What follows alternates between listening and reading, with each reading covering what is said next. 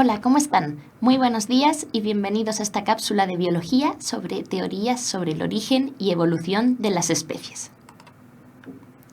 A continuación veremos las principales teorías sobre el origen de la vida, las teorías de la evolución y algunas de las evidencias que apoyan la teoría de la evolución de Darwin, al cual vemos aquí, y en la que, como veremos, también participaron algunos otros científicos.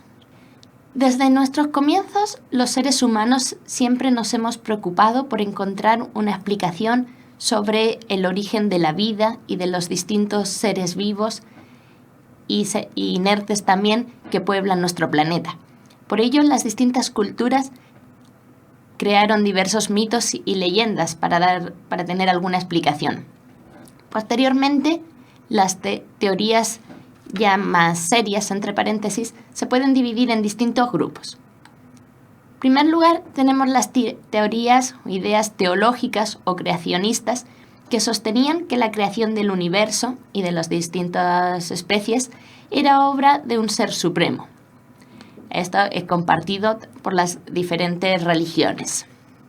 Durante mucho tiempo se creyó también en la teoría de la generación espontánea, que planteaba que los seres vivos podían aparecer por sí solos, de manera espontánea, por tanto, a partir de la materia inerte.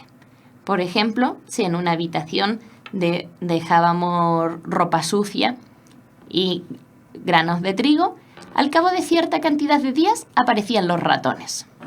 No había una explicación para esto. Sin embargo, diversos científicos, como Redi, propusieron experimentos que descartaron esta teoría. Bien, el experimento de Redi, el experimento de Pasteur, que les recomiendo que vean en algún libro o en internet con mayor detenimiento, nos permitieron entender que la vida no se originaba a partir de nada, sino que todos los seres vivos proceden de otros preexistentes. Existen algunas teorías también que se conocen como teorías panspermicas, cosmozoicas o teorías extraterrestres, que plantean que la vida no se habría originado en nuestro planeta, sino que habría llegado a él procedente de otros lugares del universo, en forma de esporas, bacterias, etc., por medio de los meteoritos. Y por último, la teoría más aceptada actualmente, que se conoce como teoría de la abiogénesis o teoría quimiosintética, que plantea que la vida apareció en el planeta como resultado de numerosas reacciones químicas. A través del suficiente tiempo lograron transformar la materia inorgánica en materia orgánica. El principal propulsor de esta teoría fue Oparin, al cual vemos aquí, y posteriormente Miller y Urey realizaron un experimento que permitió comprobar que sí, efectivamente, en las condiciones de la atmósfera primitiva, a partir de compuestos inorgánicos sencillos presentes en esta, se podrían haber originado compuestos orgánicos, como planteaba la teoría de Oparin.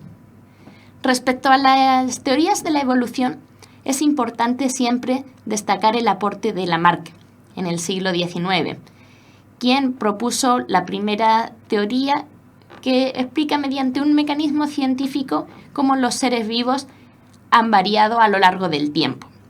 La teoría de Lamarck se basa en dos postulados principales, que son la ley del uso y el desuso y la ley de la herencia de los caracteres adquiridos.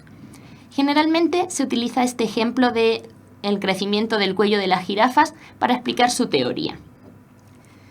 Según la teoría de Lamarck, las jirafas inicialmente tenían un cuello más corto, como el del resto de los mamíferos, se habrían estirado a lo largo de su vida durante muchas generaciones para alcanzar las ramas más altas de los árboles y así poder alimentarse. Cuando una jirafa a lo largo de su vida estira su cuello, consigue alargarlo un poco y con el paso del tiempo, las jirafas que nacen tienen cada vez el cuello más largo. Esta teoría parece bastante razonable, sin embargo, presenta un error fundamental. Consiste en que los caracteres adquiridos a lo largo de la vida de un organismo no se transmiten a la descendencia si no se encuentran en los genes. Algunas décadas después, Darwin propuso su conocida teoría que también fue propuesta prácticamente al mismo tiempo por otro científico no tan conocido que es Wallace. Por eso tenemos que destacar también. La teoría de la selección natural de Darwin y Wallace presenta dos ideas fundamentales. Son la descendencia con modificaciones y la selección natural como mecanismo para explicar la evolución. Si ponemos el mismo ejemplo del crecimiento del cuello de las jirafas, en el caso de la teoría de Darwin, tendríamos una situación inicial donde existen jirafas que son diferentes entre sí. Como ocurre dentro de todas las especies, hay variabilidad. Unas jirafas tienen el cuello un poco más largo, otras lo tienen más corto, igual que unas pueden ser más oscuras, otras más claras. Al escasear los recursos, no haber alimento suficiente en este caso para que todas las jirafas puedan sobrevivir, aquellas que tenían el cuello un poco más largo, en condiciones de mayor escasez, son las que tienen mayor probabilidad de sobrevivir y por lo tanto reproducirse.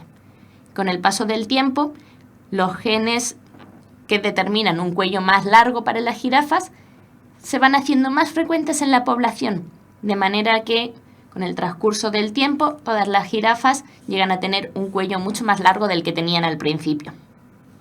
Muy conocido también el estudio de Darwin sobre los pinzones de las Islas Galápagos, donde encontró que en las distintas islas había especies de aves muy relacionadas entre sí, que por lo tanto dedujo que descendían de un ancestro común, pero que sin embargo habían adaptado sus estructuras vocales dependiendo del alimento más disponible en cada isla.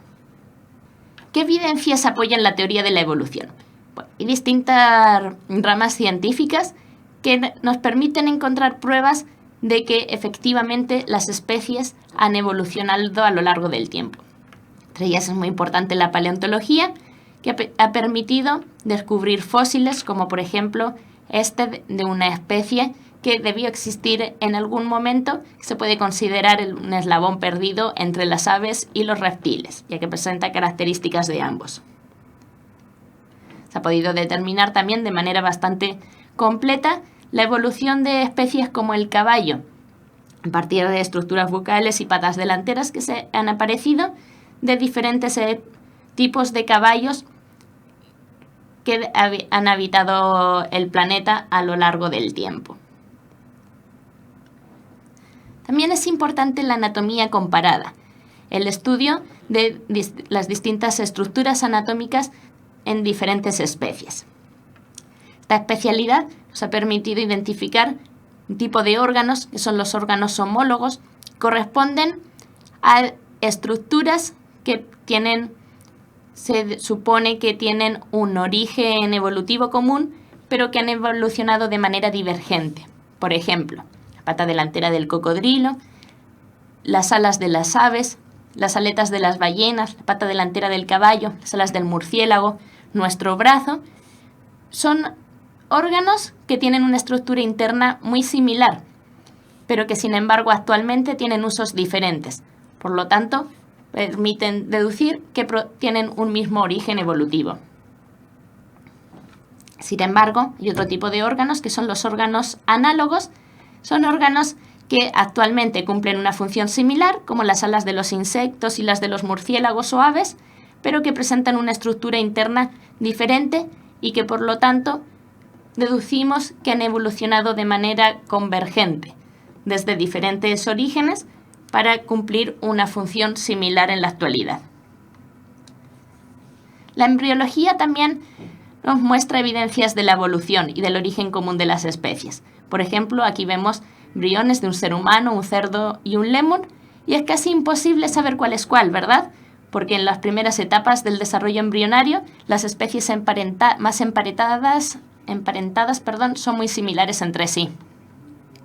Por último, la biología molecular es actualmente también una fuente muy importante para obtener pruebas sobre las relaciones evolutivas de las diferentes especies. Estudiando las diferencias y similitudes en el ADN o en ciertas moléculas, como las proteínas, podemos determinar cómo están relacionadas algunas especies entre sí, construir los árboles genealógicos.